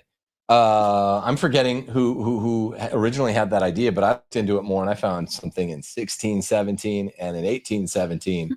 That blew my mind. I'm like, this is truly something else. The 17s, and I started, and it was going to be a historical narrative of how sort of Protestantism and Enlightenment thought really was demonic. And yeah, that's a book I owe to Sophia on a multi-book contract. So I hope they're not watching. Let me ask you something. Can you, because you've talked to me a little bit off the record about some of the controversy around other people maybe going, and I don't know what you're allowed to say. Like, I know there were people who like went and protested your publisher for things, and like, are you allowed to even discuss that at all? We are very unpopular people when it comes to the patriarchy issue. So anytime we really do anything, when we're just like, hey guys, guess what the church says, and everybody's like saying that it's us, we're the jerks, we're the bad guys. Like, but the funny thing is, those same people that are saying you're the jerks end up actually repeating your message in there. It's funny how things come around. I mean, obviously there's not too much you can say, but the same people that are complaining end up stealing the idea, which it's not like stealing your idea, it's really the church's teaching, but it's almost like a light bulb goes off in them and they're like, we had it wrong. Yeah, right. without the mea culpa moment, arguably. I don't know. I haven't the foggiest idea who you're talking about, but but yeah, I will say that pattern is kind of what Trent did. Trent, 5 years ago, I think it was this month of 2019 that we had that debate in the barrio there, that he got so mad, and it was just so, he was coming from a place of just hurt. He was just anger, hurt. Hurt and anger, that I read to him the Catechism, and in that little video that he made yesterday, his whole point was that people, these Catholic fundamentalists are extrapolating on the truth and adding to it. It's all post hoc, and they're piling on top more stringencies upon the already extant stringencies within Roman Catholicism, because we have strict teachings. And he wasn't wrong in every case that he adduced. But the funny thing is, then he got to me, and he's like, and Tim just reads the Catechism. And I'm like, Trent. And his whole show is named. Don't listen to the Catechism, Trent. And he's literally like, women should love to remain at home, which is a disposition. That's even more than telling you to stay home. It's telling you ought to stay home and love it, ladies. Yeah. That's even more. Yeah. How many times did the church tell us that we have to love something? Something that's hard to do or whatever. Mm-hmm. I mean, that's quite a thing. And then they repeat it a couple times, and in that passage on the duties of wives, and they say, so therefore grave reason is the only reason that should bring a woman out to do anything. And then you add on top of it all the many condemnations of wifely work throughout the 20th century as they're talking about this passage. And then Trent says that I'm extrapolating. It's literally, you're not allowed to really go out without grave reason at all. And work is like doubly, triply condemned by the church if you're a wife, not if you're a single lady. And then he said, and then he kind of missed the plot that he was saying that I'm extrapolating on it. He's just mad at me that I read that passage in Scripture and all the 12 passages where popes are teaching this. The thing that what baffles me about a lot of the Catholic Inc. guys is that they are the ones pitting tradition against the modern popes. And I mean, if look, the laity at this point, I mean, I think you fall into the same boat as me where like I'm pretty agnostic about what the hell's going on with Francis. I really just don't know. I mean, I just don't know. I'm not going to make some grand proclamation about him. I don't know. It's a bizarre to me. I can't believe we have a pope like this. I don't know what the hell's going on, but clearly something's going on. The culture is so completely upside down that people are just like, I got to look to before this revolution and try to find some stability. And then when you go and do it and you read it, the people, the modernists just lose their minds that you found this thing from the past. It's just such a weird time we're in right now. That's to me the only thing that you can say that's intelligent. When Dr. Michael Robillard, he lived with us for a while, we finished co-authoring what was my fourth book, Don't Go to College, on Regnery. And we would just look at each other and it was like before, people would just be like fun times, in the 90s, because you wanted to reminisce some, be like fun times, man. Fun times. MTV time, fun times. And then then it became like in the early 2000s, maybe around even the first Trump presidency, like weird times, like the elites are all doing like spirit cooking, what weird times. And then the last 5 years, it's just like you look at your buddy and you're like end times. So me and Robillard would just look at each other and go, end times, bro. It's too weird. It's a clown world out there. And I'm right there with you. I'm totally agnostic on where Francis is. Nothing would shock me. He totally could wind up being an anti-pope. I'm not saying that's my position. I just the next pope could just declare him. I don't know. I mean, I wouldn't be a whit surprised, but I'd only be surprised that the Cardinals had the nuts to do it. But the evidence is there if they get so nutsy, if they summon sufficient nutsiness. But it's so odd that I don't understand why people don't just grab onto what they can control, which is their family, and make your marriage a marital island of just you two and your kids, and spend time one-on-one with the wife, spend time one-on-one with each of your kids, have fun, have lots of fun, have sex, have sex. People don't even want to stand up for that. Really raise your kid the way you want. There's a lot of latitude in the Catholic tradition to do it. Raise your kid the way you want, as long as the principles are fixed to Christendom, and avoid arguments and get out of them fast and love each other as best you can, and really give your kids a roadmap to the joy of the vocation. It's just so much fun. And be mature adults. All the time. I think having fun together and being like, I know it sounds corny, like my wife's my best friend. Like that is a corny thing to say, my wife's my best friend. But like you genuinely have to be best friends. Like you have to enjoy one another's company. You have to, as a man, be exciting still, because your relationship could get boring and dull, and you don't want it to be a monotonous thing. So you have to be a little adventurous and take your family to go do exciting things. Like there is a responsibility on men to lead their family to be in good spirits, man. I think a lot of it has to do with that too. I do. Oh, go ahead. We're not doing the Andrew Wilson calls it, what about the Mendo, No, that's not at all what I'm doing. You're not doing that, and I agree with you. I refuse to do that. Oh no, all three of us do. That's not what Anthony's doing. The guy, it at the base. See how I was trying to explain this to Pearl so many times, behind the scenes, in front of the scenes. There's a lot of water under that bridge, because we really tried with Pearl Davis behind the scenes.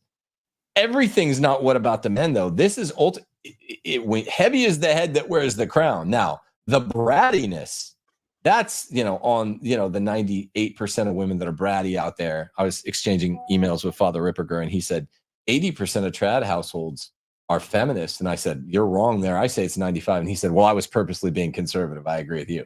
So the brattiness, that's on the women, but the failure to lead, the omission, which is really odious, that goes back to men not understanding that they're sitting on a winning lottery ticket, which is how you opened.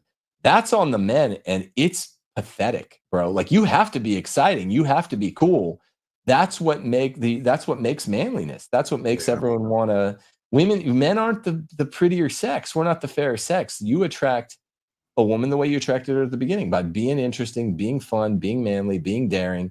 That should not go away, or else guess what? Great hair. You got to have great hair. And that's one thing Trent Horn does understand. I'm not doing a what about the men, though. I'm telling men, get your woman in check. Like, get your woman in check. You have the ability if you do it right. I wasn't saying nothing women love more. No, I know you. I know. Yeah. Women love being told what to do by men. Yeah. They actually do. It turns out they respect you so much. Take the brattiest brat that's ever bratted. If you were just like, be quiet and shut your mouth, like that, women respect that so much. Well, it's complimentary. I'm not trying to be gross, but that's like a sexual turn on for them. And so what happens is they're trading the short term for the long term. When women get these cucked guys that they can control, and they're like, well, he earns a good salary and I can make him buy me shit. Okay, that's short term. They want stuff because, like Chrysostom says, women, if not trained, are natural materialists. But they want the stuff in the short term. But then they realize, like, oh, I want a guy that's a little bit mean. I want a guy that says no very easily, because that's what I'm sexually attracted to, the ability to say no. And so they end up being attracted to guys that are mean to them. And this guy it's the root of cuckoldry. Like, the one guy's supplying her all the diamonds every day and telling her she's a goddess just for getting up and eating bonbons. And then she's cheating on him with some guy that's kind of mean to her, and is like, no, I'm not going to buy you that just because he rides a motorcycle and wears a backpack or whatever. That's how it works. The funny thing is, I wanted to talk about the older stuff too, like our childhood, because part of you wants to look back on our childhood with nostalgia, like, oh, the culture was so normal back then. But if you really think about what it was definitely the foundation of the mess we're in today. You think back to shows like Seinfeld, right? And Seinfeld just normalized these 30-something-year-olds sleeping around with each other. And it's like, we thought the show was hilarious. And it's like, oh, but there was no trans people. And it's like, no, those seeds from back in the 90s, where you thought the culture was so normal, was laying the groundwork for the insanity we see today. Like, that was where I was going to go at the beginning of the show. Well, I think it would be fun to do to close with some of that, but dig this, okay? The Seneca Falls Convention was the start of proper feminism, 1848. And really, so it took, for them to have their coming out party, it was really the late 40s, after World War II. Everything changed after World War II. I wonder why, I wonder why. But so from 1848, it took till literally about 1947, 1948. There are a couple big things that happened then where feminism really came out. You've been lied to if you think it's the late 60s. So 10 to the order of 2 for feminism to germinate. And there was an incubation period of 100 years, 10 to the power of 2. And then once it happened, and that's original gender dysphoria. Then once that got in the mix, it took the next wave of gender dysphoria, which is, hey, if a woman can act like a man, she can act like a man in the bedroom, or a man can act like a woman in the bedroom. That's just what, Homo sapienism, we'll call it. And that was really started coming out after the ball and all the Homo sapienist philosophies, if you know what I'm saying. They started in middle 90s, really hitting it hard. And not that there's anything wrong with that. Not that there's anything wrong with that famous Seinfeld episode. Not that there's anything. One of my favorite shows of all time. You're absolutely right. But it was really 2000, what was it, 4 or 6 in California that you had Prop 8. And that was the coming out, not just for California, that was the whole country, the Prop 8 thing. Everyone knew about it. So that took 10 to the power of 1, because the original gender dysphoria germinated and came out. That took 100 years. Then the next wave of gender dysphoria, which was just Homo sapienism, took 10 to the power of 1. And then literally in 2014, 2015, you had Bruce Jenner, and it took all of 1 year. Remember how that was? Oh, it was nuts. 1 is 10 to the power of 0. So what you have is a ma'am.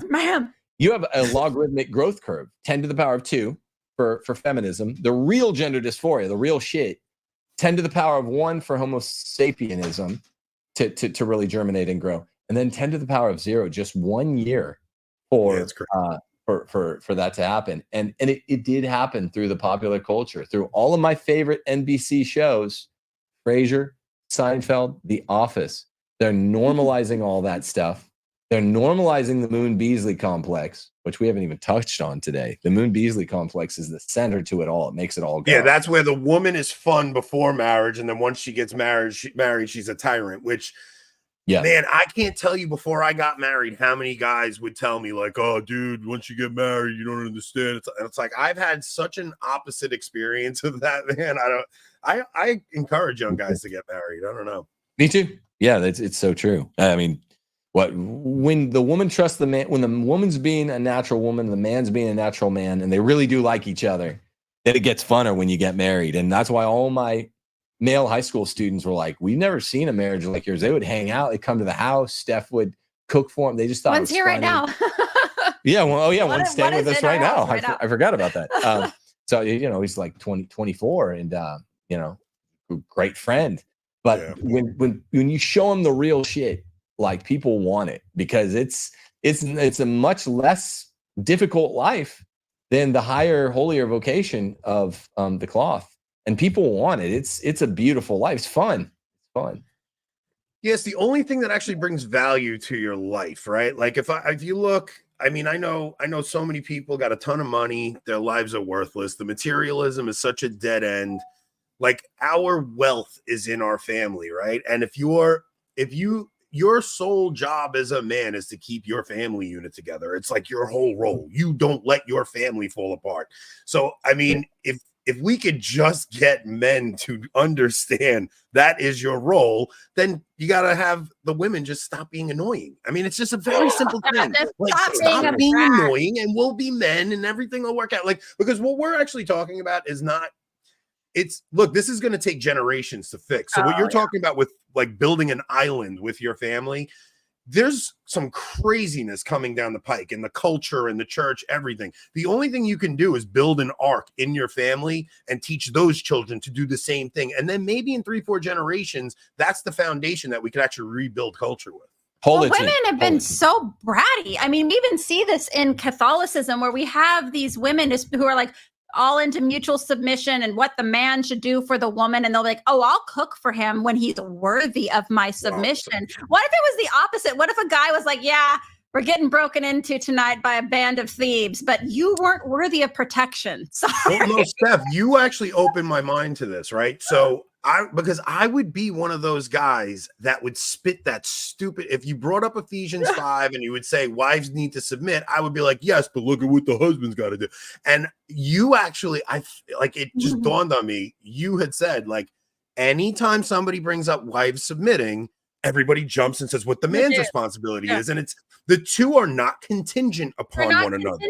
You have mature adults know that they have responsibility to their Lord individually, what their duties are. And whether he does his duty or not does not mean I can just start being a dirtbag and not do my duty. You have to do your duty regardless of what the quality of the person that you willingly hitched yourself to. This is what's funny to me. Yeah, to the Lord is the important part, right? It's a call to holiness for a woman. Like, you want to be a saint, like, you even got to obey that crappy dude. That's right. You pick that crappy dude. Like, that's why it's like these women who are like, I'm tough, smart, and independent, but I picked a crappy dude and now I have to do what he says. It's like, well, smart, tough women pick good dudes. Like, that's what this is what we tell our daughters. Your number one job after you're out of our house is finding a guy that you can trust when he tells you to do something, that he is the St. Joseph of your house, and he has your best interest at heart, and he is looking after you and loves you so much that he put his life down for you. That's your main job. Do it well. Who you marry is the most important decision you make in your 100%. life. You spend the rest of your life with that person. If you pick the wrong person, you are going to pay the consequences forever. But you even think about, like, okay, look at the man's call. A man should love his wife as Christ loves the church. Now, what if my wife's a snot? Like, what if she's just being a bitch? Like, does that free me from having to love her as Christ loves the church? Absolutely not. So why would the wife's submission be contingent upon the man doing that? It's not. If you want to be holy and you want to be a saint, God gave you the instructions. Follow those instructions. And it's just as simple as that. You can do whatever you want, but you're not going to have a reward in heaven. Yeah, just don't be a brat. Just do what you're supposed to do regardless of what the other person is doing. It's a contract law principle called anticipatory breach. And that you usually don't get it.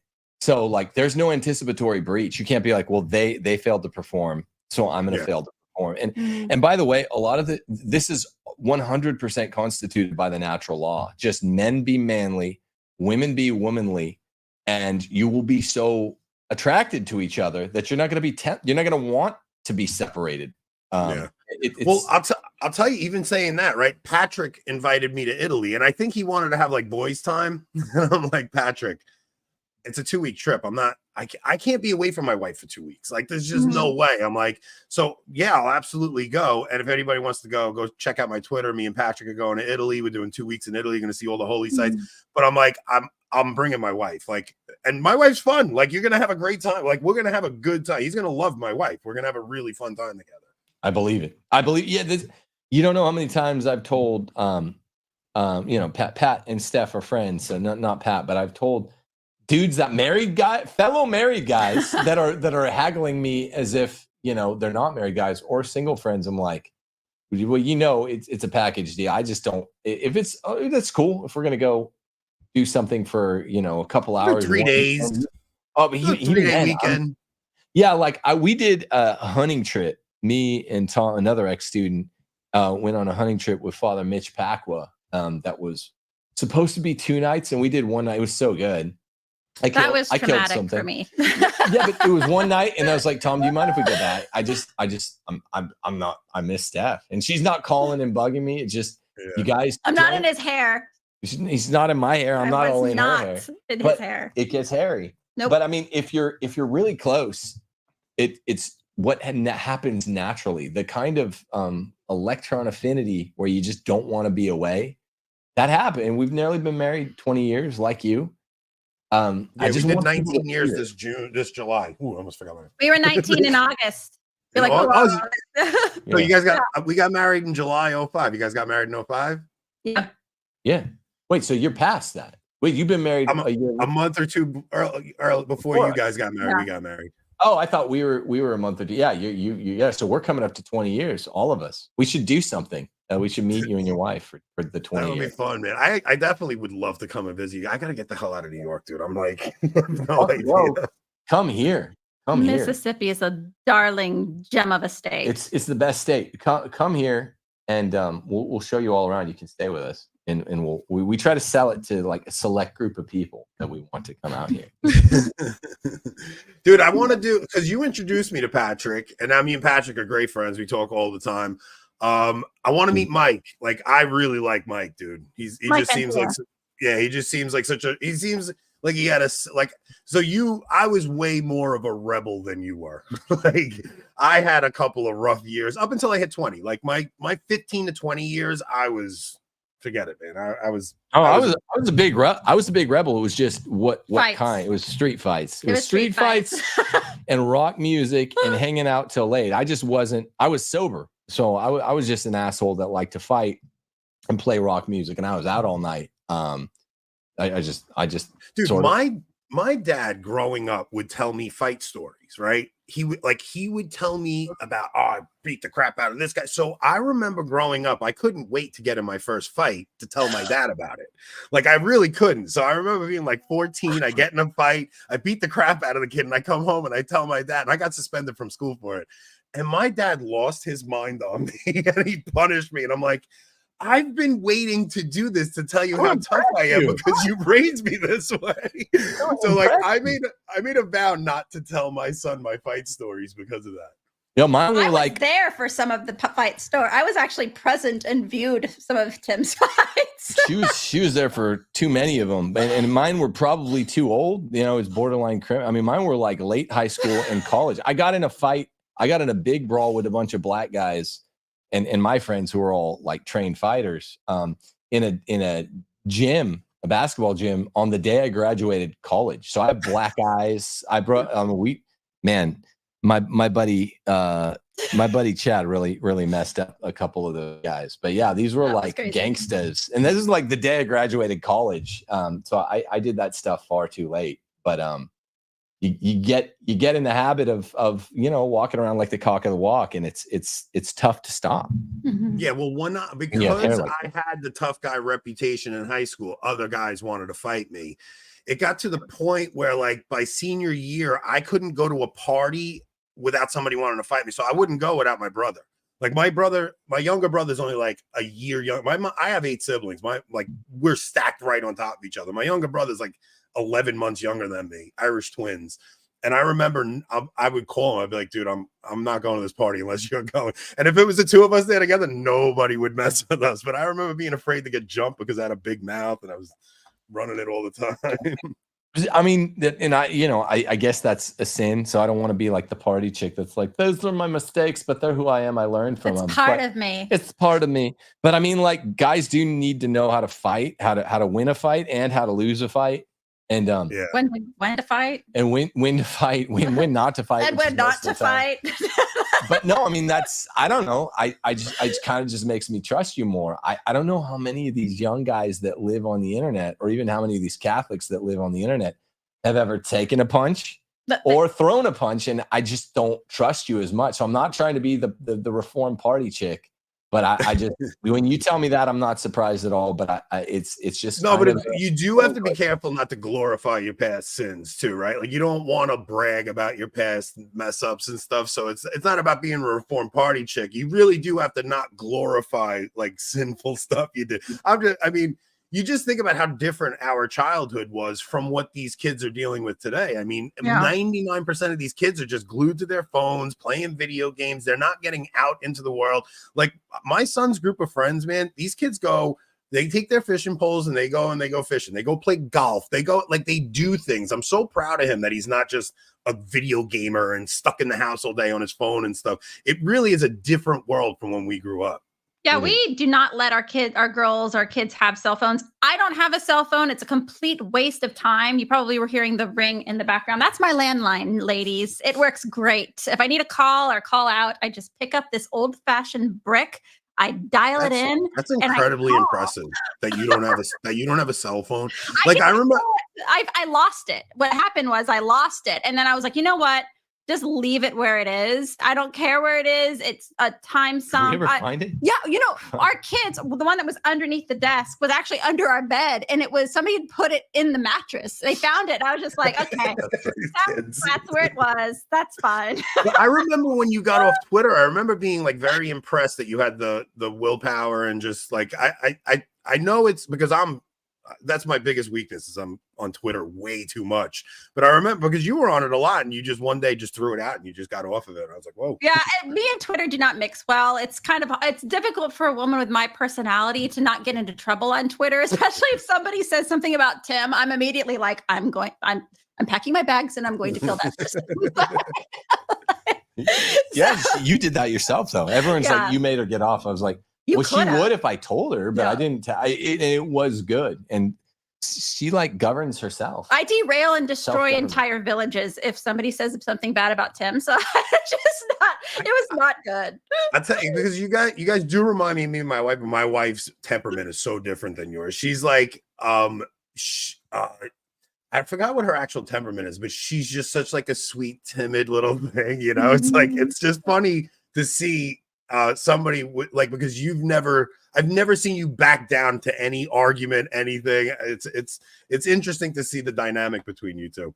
I am a Gordon through and through. We are matched well in that way. We actually don't. Yeah, I think I often do think about that. Like the Lord put us together because we needed each other's personality types to be able to do what we're doing. And it is, to me, the fact that we found each other really is, I think, a testament to the Lord wanting us to be together, because I'm telling you behind the scenes, like if people are, coming after us or getting mad at us for the feminism stuff, like we are not flappable. Like people who know us personally know that it's like, yeah, they'll just happen to get glad in the same clothes they got mad in. We're going to keep doing what we're doing, and we're right. So that's just how it'll be. I think you guys are in probably the toughest situation because your competition is the red pill, which is preaching degeneracy.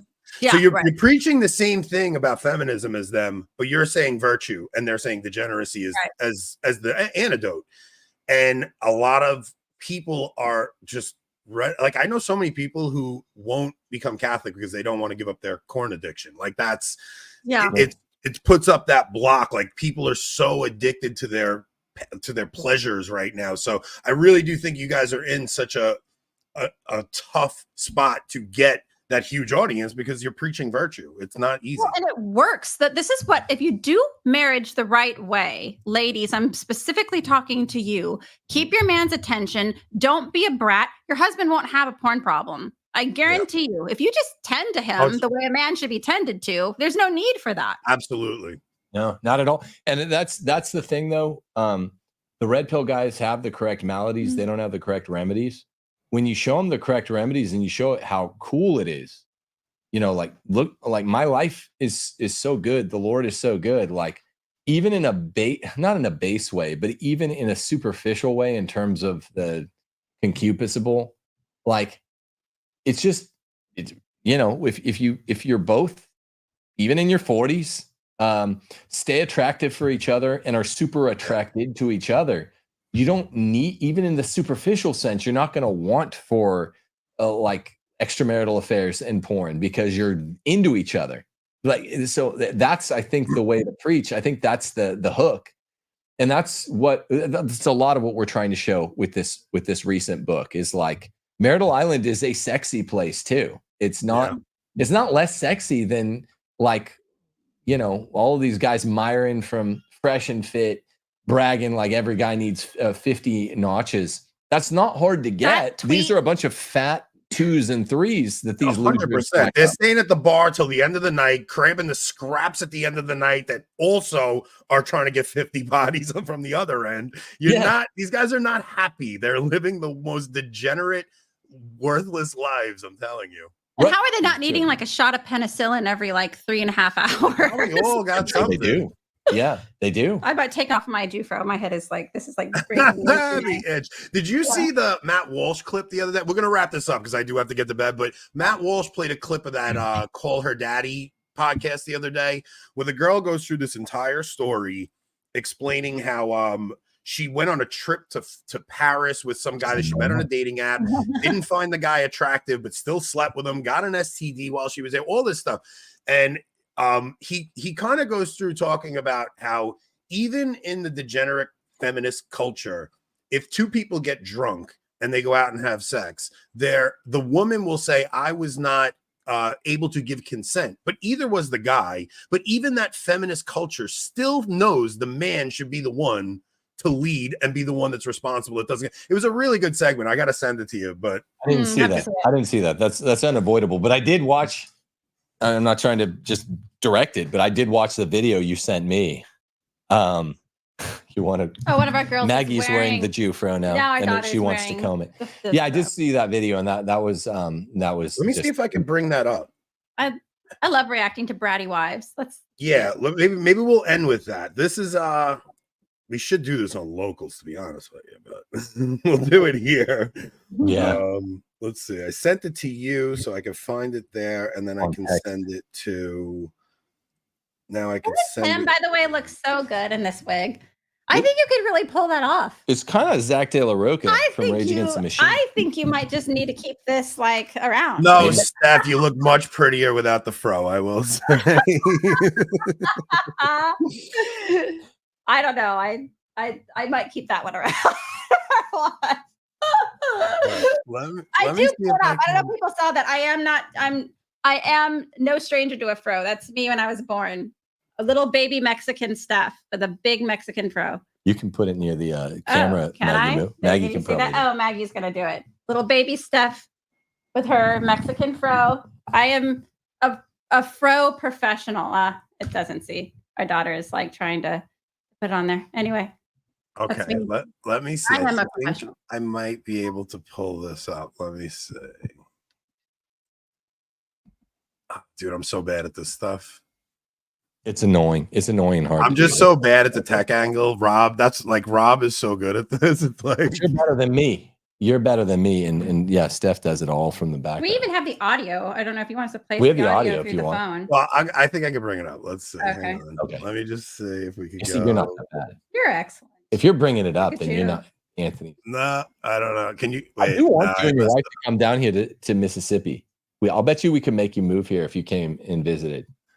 all right, so I can't pull it up. We're gonna have to just do the audio. Let's do the audio.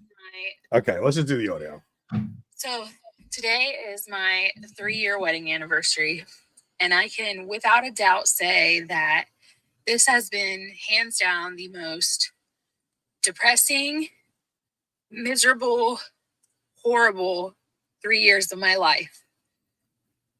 I have literally never been so depressed. I've never hated another person more than I hate the person that I married. While I run my ass off and I do everything for everybody in my life, like me, my kids, him, he goes to work and works enough. That's it. He works. Yeah, his job's hard. Yeah, his hours suck, but he works. That is all he does. I am in a different town because I had to take my kids to their football practice. And I asked. So right off the bat, he works. Yeah, his hours suck, but I have to take my kids to football practice. Like, What is she? Is it like an about? adjacent town? That's not that big of a deal, right? I mean, she's complaining about being a mom. Yeah. These are so, like I said, these tasks that I do around my house, cleaning and cooking, are so easy. An ape could do them. And like women like that, just subpar females, just really subpar females, can't manage these very simple chores. Ladies, I have 7 kids. I work out. I get my houses clean. I cook for my family, and I still manage to have time to do my hobbies and to hang out with my husband. Get your acts together. Get it together. Seriously. So I think you guys would obviously have a different dynamic than me and Nicole, because I'm out working a construction job all day and I'm coming home. The idea that my wife would be mad at me, but now at the same time, I will say, like when my son was playing football, I made sure I got to his football games and stuff. It's not like there is, if you play the whole video, there are reasons where the husband's obviously being a schlep, but she's willing to rip this guy's kids away and end and break a family apart because he doesn't make dinner for her after a hard day of work. It's like the longer you go in, it gets worse and worse. Yeah. To watch our daughter, and you know what he did? He slept. He slept since he got home. What did I do? I did homework. I fed the kids. I took my son to speech. I went to the bank. I paid people to mow my yard because, he can't mow the yard anymore. I paid someone. Not I mowed the yard. Yeah. I handed somebody money. I pay people with his money to mow our yard. Yeah. The funny thing is, we need a lot more context on this. She's like, I took my son to speech. What the hell are you talking? We don't even know what that is. You know what I mean? Like, what is speech? And I paid for a lawnmower. Like I got up, I breathed, I dressed myself. I thought when I first woke up, like none of these are I credit for what she's supposed to do. Yeah. It's the Chris Rock bit. It's the Chris Rock bit, right? Where he's like, you want credit for what you're supposed to do. I don't understand. Yeah. You're being a mom. But I think it really does come down to exactly what we've been talking about this whole show, where they just don't like each other.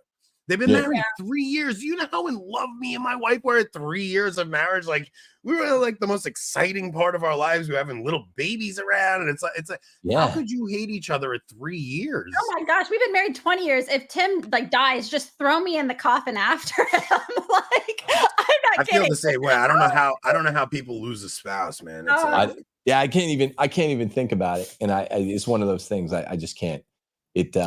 People were all noticing I lost all this weight this summer, which was not intentional. It was just anxiety over probably the stress of Abby coming back to haunt us. But just to worry about the eventual parting. Life is a series of meetings and partings, and these people are sitting there saying to the world they hate their spouse. It's hard to hear, and it's like I just just can't be away from this lady. You Well, know? you know who looks like the idiot? She does, because she wasn't smart enough to pick a guy that she wasn't going to be complaining about on the internet like in 3 years. Like, you are stupid, madam. You can't pick a man. You are Yeah, subpar female. To put that on the internet on top of that, like there's this new trend of women embarrassing their husbands online, telling past stories about mistakes they made before they were married. Like it's like, can you just please not embarrass your husband? Like, it's the least you could do for the poor guy, you know? Humiliation ritual, and it's part, and it's encouraged by feminism. Humiliation rituals are deeply woven into feminism. You should read Rachel Wilson's book. What's it called again? The Occult Roots of Feminism. Yeah. So that's one of the main aspects of a color revolution. You always have to have humiliation ritual in there somewhere. But I mean, think of the act of betrayal. We were debating whether or not to put chapter 6 in our book, the Leave and Cleave book, which is on sale now for the class that's on sale now on Timothy J. Gordon. And it was on bad mouthing your spouse. And I was like, all the other 8 chapters are like big areas of life. You know, and Steph was like, no, we should do the never badmouth your spouse chapter, because women, crazy ass hoes, are so obsessed with their being able to badmouth their husbands. And I was like, well, men do it online. It's so bad. Online has only made it worse. And men do it too, but they're not as just shouldn't be on social media. Honestly, this is the problem. Like, women are not fit for social media. It's this kind of stuff that you see everywhere. It's just it's a mess. It's a mess. Just my wife's on Pinterest, just constantly pinning things that she wants to get. I'm like, all right. Yeah, that's normal behavior. Like Marge Simpson says, like, you do that, I'm going to go over here and think about products I'd like to purchase. Well, the funny thing is, I posted actually a screenshot of a text my wife sent me a couple of weeks ago, and she was like asking my permission to spend like $5. And I was like, look, I don't just say this stuff. Like, my wife actually does ask permission to go out and spend $5. Like, my wife will, I'm not kidding. I've never told her she had to do this. I've never said to her, you need, but if she needs to leave the house, she will say, hey, I'm running to the store. I'm spending this money. And she will always ask my permission to go. And I posted a screenshot of her texting me that. And I was like, I just responded yes, and she just responded with like a happy face, like, I love you so much for letting her go to the store and spend $10. Why do women find this so offensive? I don't understand it. Like, your wife and me, I have the pleasure and the privilege of having a man that loves me so much, cherishes me so much, that he worries where I'm at. He wants to drive me around, because I am not a good driver. Women are not good drivers, in case anybody hasn't heard. You don't speak my love language. Why are you getting insulted that your husband, who is your protector, and that's his entire job, which you'll be judged by God for, is like aware of where you are during the day? Can I ask you something? Don't you worry? Like, I worry, like, the few times Steph has gotten the last 4 years, and we've been in Mississippi. You've driven how many times? I can count on 2 fingers, probably. Like, 2? Okay. It's worrisome because they're such incompetent drivers. Women, they're so bad. And all of here in Mississippi, unlike California, we're in the forest. So all of the roads leading to our neighborhood are 2-lane. So we had a friend whose husband died, whose friend's husband died just on the 2-lane highway. If you get in a wreck here, even though it's 35 miles an hour, it's a head-on. Well, and women are horrible drivers by their quiddity, by their nature. So I am genuinely nervous, and I like we have fun when we step away from the house real fast and we get a snow cone or whatever. We're goofing around. I got to tell you, my wife parked in the driveway, thought she was in park, but she was still in drive, hopped out of the car, and the car drove through the garage. So I worry more about her parking than I do about her drive. My wife did that. You should worry about both, my friend. Well, and it's not just that women causing accidents. There's been so many times I've been driving and somebody else made a mistake, and I so horribly overreacted. It wasn't even just me causing the mistake. It's if a mistake happens in your vicinity as a woman, you're like, whoa. Yeah. Did you ever see the Sebastian Maniscalco bit where he's talking about the wife getting a fender bender, and he's like, yeah, she's like, you could just buff it out. He goes out, he looks, the whole bumper's hanging off the car. It's like, yeah, I'm not gonna be able to buff that one out, honey. I don't know. Oh, I remember this is kind of a funny story. I'll leave with this. My first day at a job when I was 16 years old, I took my mom's van, and it was a little bit icy in Texas, and I slid. It was like a slope slow speed crash. I slid for like 30 seconds really slowly and hit my boss's car. And you had to tell your boss that you met your boss. You're like, I crashed. She's I ran into a McDonald's one time in the drive-through. Like I just corrected, and everybody, the attendees at McDonald's, they were like hanging out of their windows, staring at me. I drove into the building. Well, that's just why I wasn't goofing around, man. I know you also acknowledge the obvious reality that women have really, really low hand-eye coordination.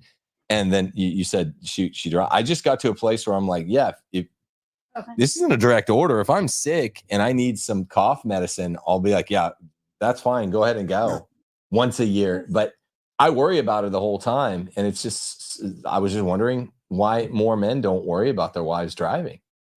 Yeah, I don't either. I mean, we actually had like a good 6 months where every single show we started with a woman crashing, just showing. I remember. No, I remember. Yeah, we would just start every show with a woman crashing every show, and just it would set the episode off fun. But do you know who Julia Sweeney is? It sounds familiar. She's the mom in that famous Matt Foley, Chris Farley skit. She's Pat, for one thing. Pat. Oh, okay. Yeah. I know exactly who she is. She's also in She has a role in Frasier. She's in a bunch of the Chris Farley skits, where Chris Farley is Matt Foley, the motivational speaker. Yeah. So she like reads our books and has like a weird love-hate relationship with us and our books. And today she was in my chat and she's like, you finally confirmed it. You don't even let Steph drive. And I was like, I didn't even say on this one that I don't let her. Steph doesn't like to drive because, again, unlike most women, she doesn't suffer from self-delusion. She knows what a danger she is to self and others on the road. Society. And she just appreciates. She's like, hey, would you drive me to the store? I never set that out as a rule. But it's just funny. Julia Sweeney's like, you don't even let her drive. I'm like, you're a danger. No, I get a snow cone and a chauffeur every time I get to go somewhere. And if a bodyguard. I want to go to Hobby Lobby to pick out some tchotchkes, I get this guy to drive me, and I get a delicious snow cone out of the deal. So, just saying. That's the Gordon way. That's the Gordon way. I think everybody worries about their children. I'm telling you, if you have a relationship like this where the father and the mother and the father get along like you guys, like me and my wife, your kids are going to be okay. They're going to model after you. So, yeah, this was a fun conversation, guys. We're going to do it again soon. But Tim, we're going to have to do some introductions with some of your other friends because I would like to do a show. We should do like Patrick and Matthew Marsden or something. Like we should do some more crossover shows. People like them. Yeah, sure. And me, you, Pat, and Matt would be a good four-way convo. I could even introduce that on my channel because people love Pat. Yeah, he's awesome, dude. He's one of those guys where same thing with you. Like I know if I pause, it's time to talk and you feel it. Like I never worry there'll be like some awkward pauses or something. Some people you interview and you're just like, oh my goodness, man, I can't get anything out of this guy. No, exactly. Yeah. Well, Matt's trained actor. He's really good. Pat's a pro. He's kind of one of the godfathers that a lot of us grew up listening to.